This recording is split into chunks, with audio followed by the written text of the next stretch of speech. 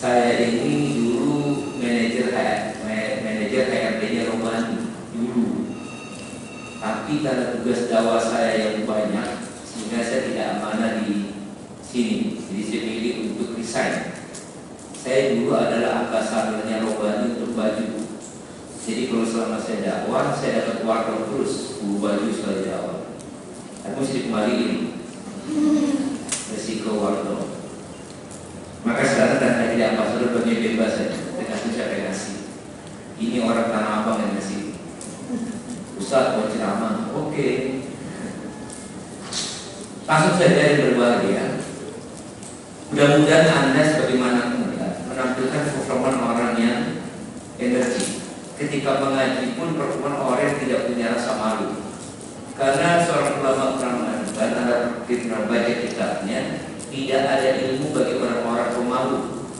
Pemalu itu artinya dia hanya mendengarkan dan tidak mau bertanya atau tidak mau menekankan, menegaskan apa yang disampaikan oleh orang yang menyampaikan ilmu.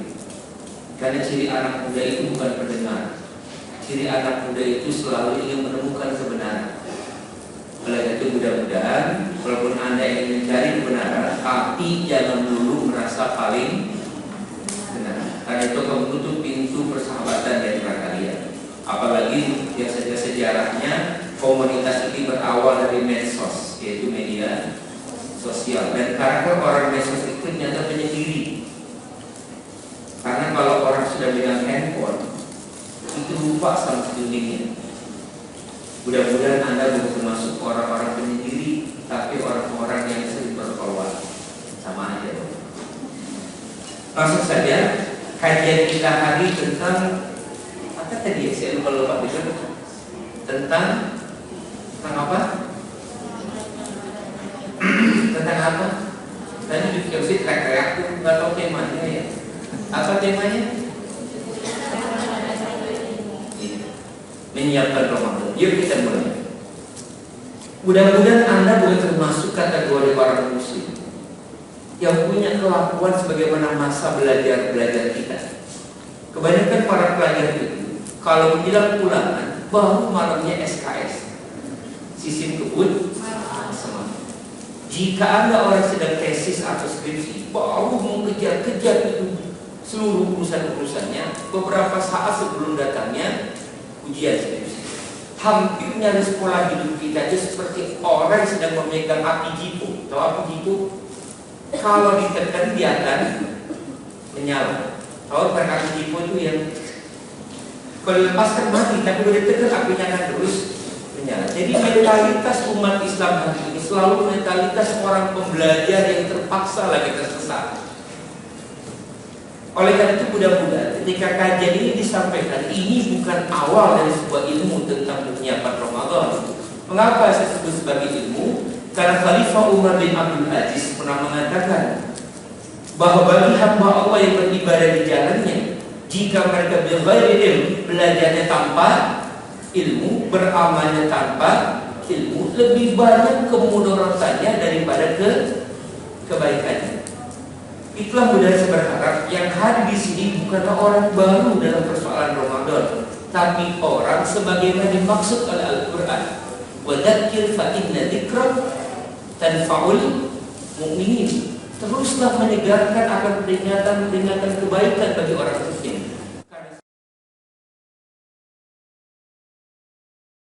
Berhimpun energi kekuatan. Anak muda berkumpul itu kelihatan energinya. Tapi saya lihat hari ini yang berenergi cahaya lampu, bukan Anda. Tidak nampak orang anak muda yang sedang bertemu, tapi orang-orang tua yang sedang mengaji. Dahi turun, bibir masuk ke bawah. Kalau ngaji mikir ya ketawa. Ini sama serius, tampaknya serius awalannya. Itu apa yang berbahagia? Kalau anak muda berkumpul dan terpuruk orang berkumpul, itu muncul himpunan energi yang besar. Apa sebabnya? Bertemunya mereka saja, bersalaman mereka saja, tersenyum jatah mereka saja, menggugurkan segala dosa-dosa di antara mereka. Artinya, pada satu beban yang ada di hati semakin berkurang, yang muncul adalah cahaya. Maka berkumpulnya orang mukmin itu adalah berhimpunnya energi yang besar. Berkumpulnya orang mukmin itu melahirkan agenda perjuangan. Artinya, pada pertemuan hari ini, pekerjaan soleh apa yang mau saya kerjakan? Yang sampai dari kajian ke kajian, yang terhimpun adalah catatan apa yang harus saya perbarui setelah kajian ini. Artinya, memindahkan dari handphone ke buku, memindahkan dari buku ke laptop. Tapi harusnya adalah amal soleh apa yang harus kita kerjakan setelah pertemuan ini. Maka harusnya orang-orang mukmin yang keluar dari majelis-majelis itu adalah orang-orang yang bersiap dengan target-target dakwahnya. Minimal adalah dakwah bagi dirinya sendiri. Apa itu? Ada satu perbuatan baik baru yang akan dia kerjakan dalam hidupnya. Mudah-mudahan kalian anak muda macam begitu.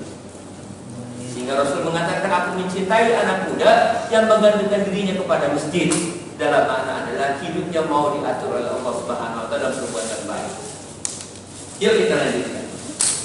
Teman-teman yang berbahagia, sahabat muda berbahagia, kita bicara tentang menyiapkan Ramadan. Apa yang harus kita siapkan? Apakah kita siapkan itu ada daftar umum di mana kita buka puasa nanti? 27 Mei buka puasa di McD, 28 Mei di Sabah, 29 Mas di warung, 30 Mei di warung kopi, 1 Juni di rumah aja karena duitnya habis. Apakah menyiapkan Ramadan ada benar rajin olahraga? Oh iya, Ramadan itu ibadah yang berat, dia butuh fisik yang kuat, maka saya harus rajin olahraga sehingga saya kuat untuk berpuasa. Saya ingat betul waktu khutbah Jumat, sebelum khutbah Jumat, yang masih bilang, Ustaz, saya lagi datang, izin makan dulu Ustaz. Siap. Kenapa emang? Iya, nanti kalau Ustaz khutbah saya kuat, karena habis makan dulu. Siap. Pas saya khutbah, yang makan lagi, Mbak, laki-laki itu kalau sholat Jumat bawa takwa, tapi kalau sudah sampai masuk masjid bawa ngantuk. Assalamualaikum warahmatullahi wabarakatuh. Waalaikumsalam. Sudah itu Bismillahirrahmanirrahim. Jangan di Ramadan ketemu lagi Ustaz. Lagi puasa Ustaz. Insya Allah Ustaz, kalau puasa nggak ngantuk Ustaz. Siap. Pas khutbah kenyang makan, kenyang ngantuk, tidur puasa juga ngantuk. Yang salah siapa kira-kira? Kata mereka yang salah ngantuk Ustaz. Kenapa habis makan ngantuk? Kenapa lapar juga ngantuk? Sama. Orang juga sekarang rajin jaga kesehatan. Betul. Itu prepare dalam kondisi fisik menyambut Ramadan. Ada rajin olahraga, memakan yang enak atau berobat ke dokter agar dijamin ketika Ramadan datang badan kita sehat. Tapi apakah itu bentuk persiapan Ramadan dan mengikuti sunnah Rasulullah SAW?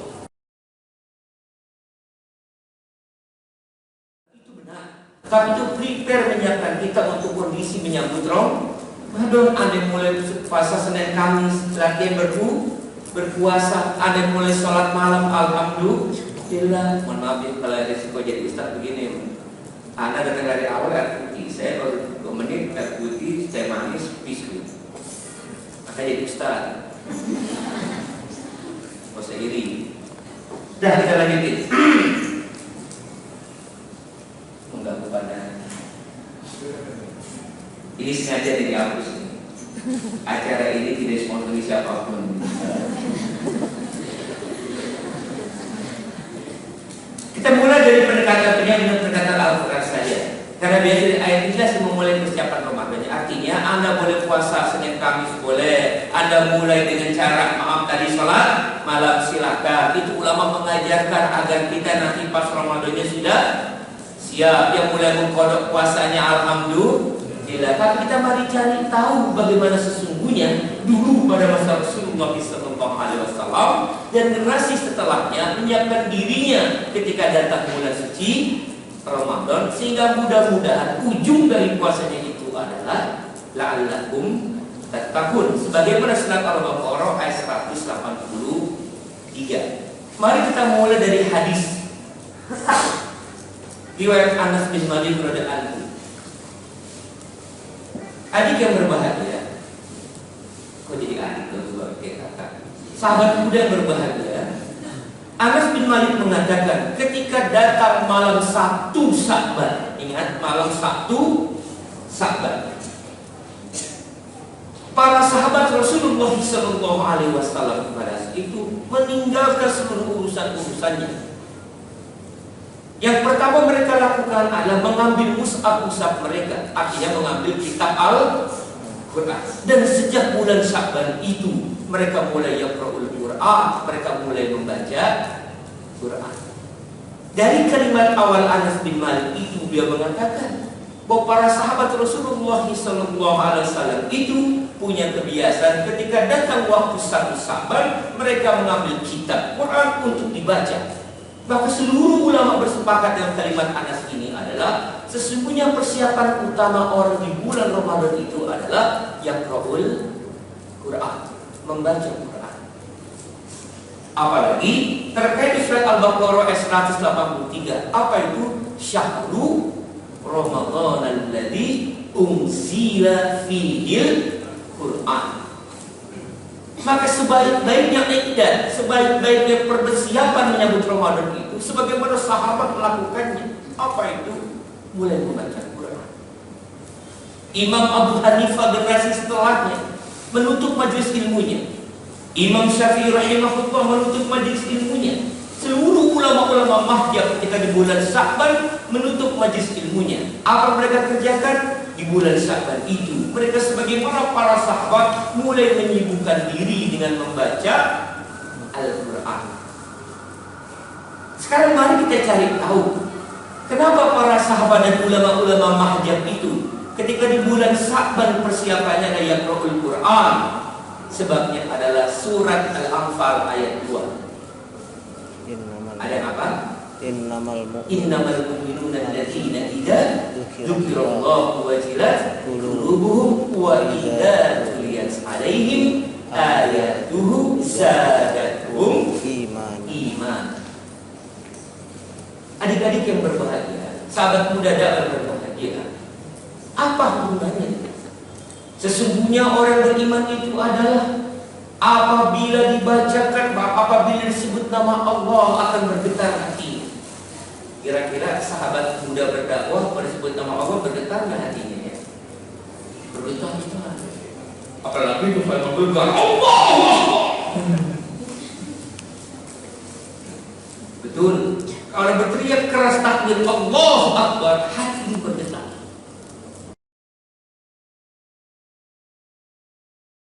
Allahu Akbar, Allahu Akbar. Kira-kira anak muda berdakwah benar nggak hatinya? Ya Allah, sudah masuk waktu sholat. Dahnya kan, sekarang pergi kerja. Maaf lagi kuliah, dosen marah kalau sholat di awal. Itulah makanya orang-orang beriman itu ada yang disebut nama bergetar hatinya. Seorang ulama Ibnu Siddiq As-Safi mengatakan, bahkan saking bergetar hatinya itu bukan hanya ketika berteriak kencang, bukan hanya tatkala muhasabah, tapi pada saat bergembira pun hatinya bisa bergetar. Lantaran hatinya dari kaliman khasyya rabbah. Karena rasa takut yang besar kepada Allah.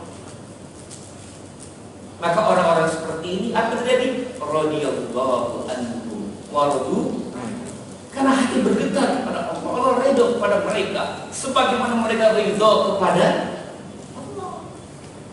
Itulah makanya apa kaitannya mereka berbuat persiapan membaca Quran? Karena Quran itu menambah keimanan. Wa idza tuliyat 'alaihim ayatuhu zadatuhum iman.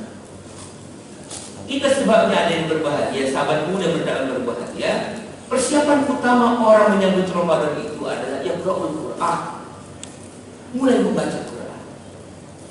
Boleh nanya, hari ini sejak kemarin sudah mulai rajin baca Quran? Ya saya yakin kalau anak-anak lagi pemuda seperti pasti sudah mulai baca Quran. Sudah hatam di bulan Sya'ban. Ini bukan tadridul amal fi Ramadan ila Ramadan. Ini bukan latihan amal menyambut Ramadan, tapi ini cara orang beriman yang sungguh-sungguh mempersiapkan dirinya menyambut Ramadan dengan cara yang Quran. Lalu pertanyaan selanjutnya adalah, jika Al-Quran itu menambah keimanan, lalu apa korelasinya dengan perintah berpuasa? Apa korelasinya? Korelasinya adalah lantaran ayat ini dimulai dengan kalimat ya ayyuhalladzina amanu kutiba alaikumus siyam. Ada yang tahu di mana turunnya ayat ini? Setelah Al-Baqarah ayat 3, oh pasti di sono Ustaz, di Arab. Arabnya di mana? Terserah aja. Mekah boleh, Madinah juga boleh. Yuk kita bahas sedikit. Saya pun dulu susah, kalian nggak ngerti. Turun di mana Gus? Kata Kaisar, di mana turunnya Gus? Turun nih. Tahu nih, belum baca kitab tafsir, belum baca. Dia aja nih kayak saya. Gus, setiap ayat yang dimulai dengan kalimat ya ayyuhalladzina amanu, itu berarti ayat itu turunnya di Madinah. Camkan, ingatkan, kapal catat. Setiap ayat yang turun berbunyi kalimat ya ayyuhalladzina amanu, itu berarti ayat ini turun di Madinah. Mari kita cari korelasi lebih dalam. Ya ayyuhalladzina amanu, wahai orang-orang yang beriman. Dalam Al-Quran disebutkan makna ini. Kalau orang yang terjemahkan wahai orang-orang yang beriman, kalau hanya itu terjemahannya maka wajar hari ini iman kita banyakkan turun daripada naiknya. Karena tabiat iman itu ada al-imanu yazid wa yanqus, iman kadang naik, iman kadang turun. Kalau lagi ngaji imannya naik, kalau sedang dirobah di lantai 1 2 imannya turun. Berarti maksudnya bukan berarti turun tangga, bukan. Kalau lagi ngaji tunduk semua. Kalau mulai belajar, berarti maksudnya itu saya maksud, bukan turun tangannya, bukan.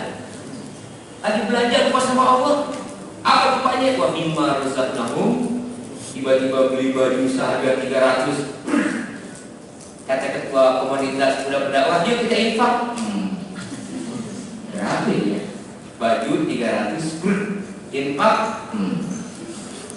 boleh gopek, baju 300. Tadi dipakai ongkos 50. Tinggal itu.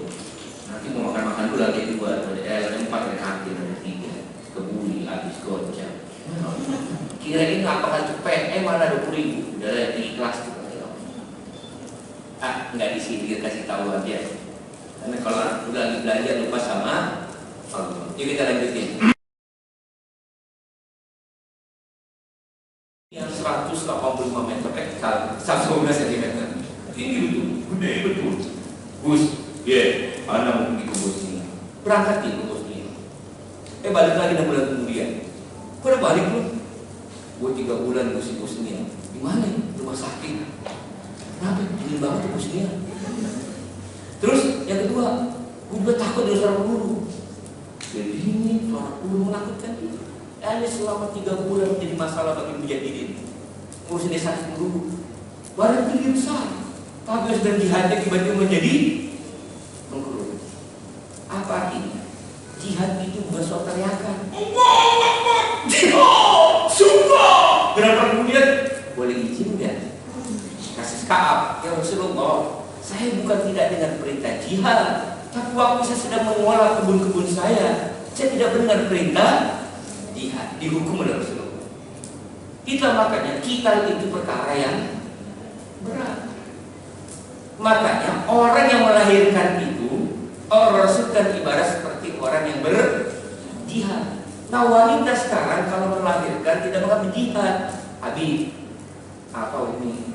Gue mau deket bulannya ini. Terus saya sambil normal aja nih. Terus mati. Makanya pemuda-pemudi sekarang mulainya pakai sesar. Maka para ikhwan-ikhwan yang masih miskin, yang mundur nikah, siapa duit buat biaya operasi sesar? Kalau normal murah 600.000. Kalau sesar musibah kalian. Astagfirullah. Pak, selamat anak lahir. Makasih dong. Pusing banget. Nanya di bagian resepsionis, Mbak, kalau sesar berapa? 16 juta. Boleh KTP nggak Mbak? Ya katanya. Ya para awak, kalau Anda melahirkan itu laksana berjihad. Kalau Anda mati, saya mau bela suami. Suamiku, ya Umi, saya siap lahir normal. Kan ini jihad. Ya. Lahir anak, namanya Gozi. Kalau perempuan, Gozia. Makanya Mas, kalau punya istri, spirit hidupnya diberi. Tugas suami itu bukan bilang, ya aku cinta pada engkau. Wah, habiskan waktu untuk dunia dengan engkau. Sampai rambut bermutih. Ampun, aku banget tuh orang ngomong. Yuk kita lanjutin. Kita itu berat, makanya jangan sembarang mengatakan jihad. Oke, kata kalimat indah dari para sahabat dari Rasulullah. Jangan sampai mati tak ada niat jihad, tapi jihad itu perkara yang berat. Sama kalimat kutiba, sama dengan kisah, sama dengan saum. Ini perintah yang berat. Dan setiap perkara yang berat itu adalah bagian dari keimanan. Saya ulangi, setiap perkara yang berat itu adalah bagian keimanan. Oleh karena itu, makanya bagaimana agar berat itu terasa ringan? Kuatkan iman itu. Dan cara menguatkan iman itu dengan baca Quran. Sebagaimana ayat Allah tadi, innamal mu'minuna alladzina idza dzukirallahu wajilat qulubuhum wa idza tuliyat alaihim ayatuhu zadatuhum iman. Ya Allah, mulai baca Quran. Mulai baca Quran. Kalau Anda di bulan Sya'ban ini mulai tidak punya target baca Quran lebih banyak, dikhawatirkan Ramadan itu menjadi maaf dan basa nabi. Barang siapa yang didatangi oleh Ramadan namun tidak mendapatkan pengampunan dosa, maka orang ini tidak pernah diampunkan dalam kehidupan. Namun dibilang ini, itulah sebabnya Allah Akbar. Iman ini harus berganda pas Ramadan. Cara menggandakannya adalah ketika di bulan Sya'ban. Sebagaimana Anas bin Malik, para sahabat mengambil kitab-kitabnya lalu mereka membaca Quran.